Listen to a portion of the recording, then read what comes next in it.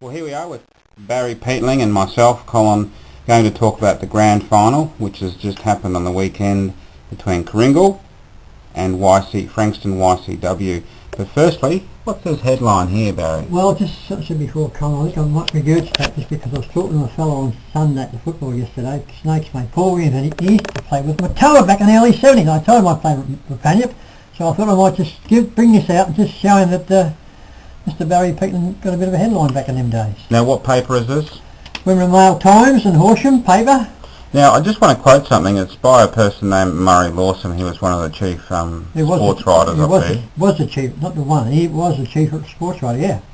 He says, and I quote, "I don't think that Repugnant, never over-endowed with reserves, can hope to replace star rover Barry Peatling, who had a leg injury, at such a short notice."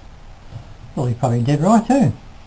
So what happened here? Well, I was coming back from Dimville after playing Dimville, and my mate of mine was driving the car, and we got about 3 or 4 miles out from the Panyip, and he was driving the car and rolled over. I was asleep and rolled over, and I was thrown out and landed on the road with my head, with a fractured skull and a fractured neck. He never got hurt. He actually shot through it, a little rat, and I lost all the insurance, and yeah, but very lucky to be alive, Colin. There's on some other videos you've got on the site with the pictures and the like of you with the clamp on your head and that sort of thing. Yeah, that was a couple of weeks ago. But that was it happened on a Saturday night. That was on the Monday afternoon paper, and well, that's pretty good, making the headlines at your first year, wasn't it? First year? No, second year. I mean, it's not bad for headlines for a 5'7.5" rover, Colin. Very good. Let's get stuck into the game, the grand final, Barry. Just tell us the weather and the teams. Well, I go through the whole teams, but the weather was perfect day for football. The wind was going down to the bay, which generally goes down the bay end, the bay of the ocean, and very big crowd there, Colin. I reckon it's probably the biggest crowd I've seen. A few thousand, do you reckon? Oh, it was a lot. It was chock-a-block. All the orange and yellow and black jumpers of YCWs and Kringle, they were probably turned out to see a few stars like Lade. Voicing their opinions quite loudly, yeah. Very good atmosphere. Brendan Lade and Justin Pickett, he was there, was he? Pickett. Justin Pickett was there, played alright. Not too flash, but alright.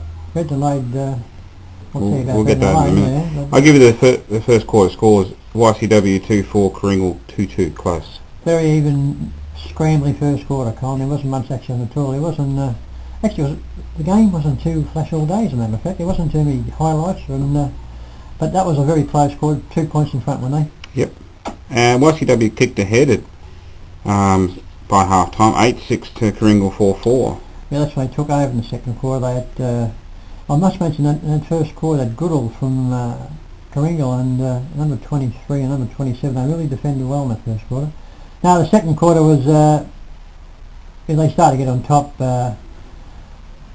Tallis, what's his name, the two Roberts brothers, they were playing well. And the big ruckman, number 20, he's a big unit too. What's his name? 21. I can't remember his name, but the second half, as I say, the second quarter they just started. They kicked 6 goals to nothing, didn't they? Yeah, that's right.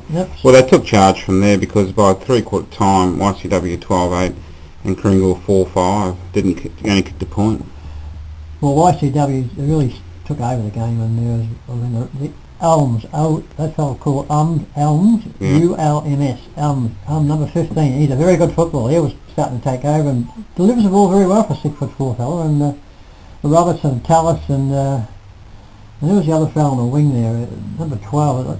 They got some good football strength, but and they were.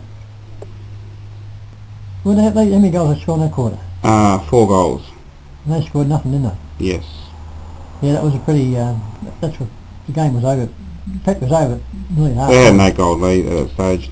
Now going into the last quarter, 19 goals, 14 to YCW. Kringle 9-5. So YCW ended up with 128 and Kringle 59. So well, Kringle, that was probably their best quarter against the wind. Colin, they kicked 5 goals against the wind.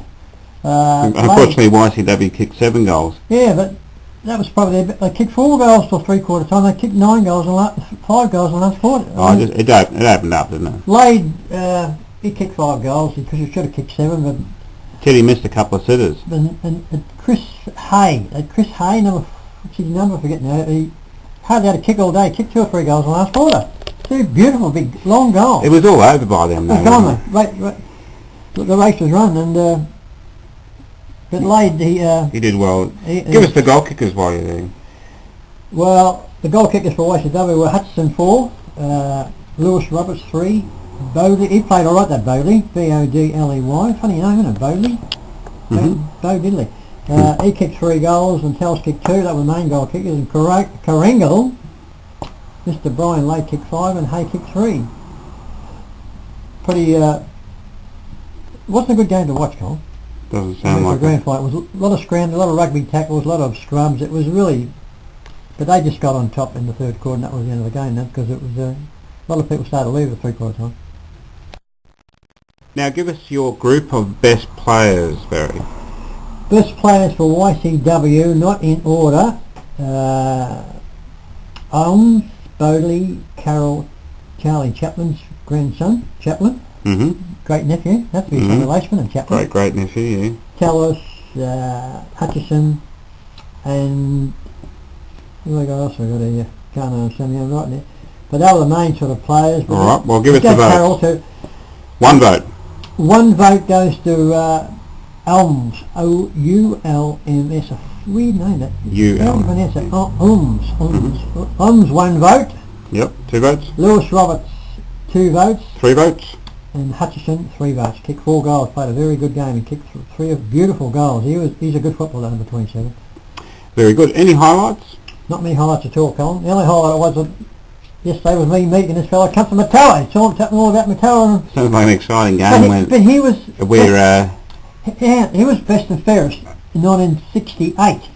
Yeah, right. When Lee Matthews played. He played the same side. Oh, okay, that's interesting. It's extraordinary. And he said he was there for Matawa for 3 years. Very good. No just wanted to ask you one question about the Peninsula Team of the Year 2011. Glad you brought that up, Colin Sutcliffe.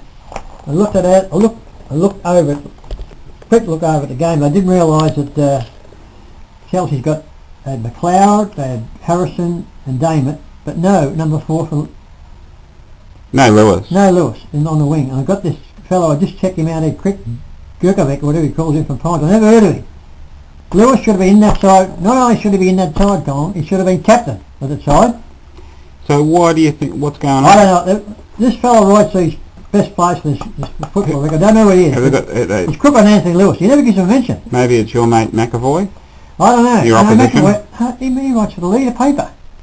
Okay. Chris, he's in that book. I've seen his name in the book. At any rate, Lewis should be, very good at McLeod and Harrison and Luke Damon got in. They deserve to be in there too, but hey Lewis, if you don't mind, he never lowered his colours once this year against all the wingmen. He plays always on the good one, all the good footballers. So maybe you've questioned the whole the fixture for the year. I just might put... You cross them out. I'm going to put Anthony Lewis here in this little record here, and I'll get that printed up and I'll say, right, there it is. Anthony Lewis, captain. Okay, there it is official. Of there it is there. It's got it. That's going to be reprinted, that Peninsula Team of the Year. You cannot believe it. Alright, well, tell us about I read about the rooms. I'll tell you something about the rooms. Yeah. They are starting to look like, well, I went in there a couple of weeks ago, even since 2 weeks ago, the dressing rooms are unbelievable, and even the opposition rooms are pretty good, but now all the walls are up, and it's just, I reckon, in January, but I reckon it might be finished before that, because it's starting. So at least for the next season will be... Oh, yeah, for sure, and it'll be a place to be going playing those football ground there, because you've got the best rooms and the best football ground. I've got a question for you, Barry. People have enjoyed your videos throughout the year. Got much pleasure to You can tell us it's nearly 6,000, as a matter of fact. Nearly 6,000. A lot of pleasure to and you're the man behind the camera, of course. Well, yeah, don't worry about me, but what next between now and... Are you going to do this next year? I jolly would, yeah. But what are you going to do in between? Well, we'll do lots of things. We'll probably do the Melbourne Cup. We might do some cricket.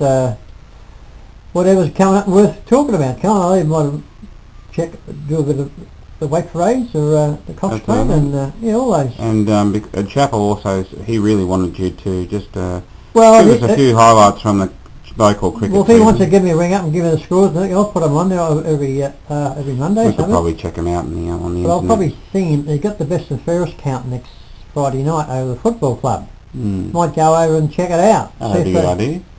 Yeah, might get But so you might have there's a few more videos you got to check in. Maybe even encourage people to subscribe to your site.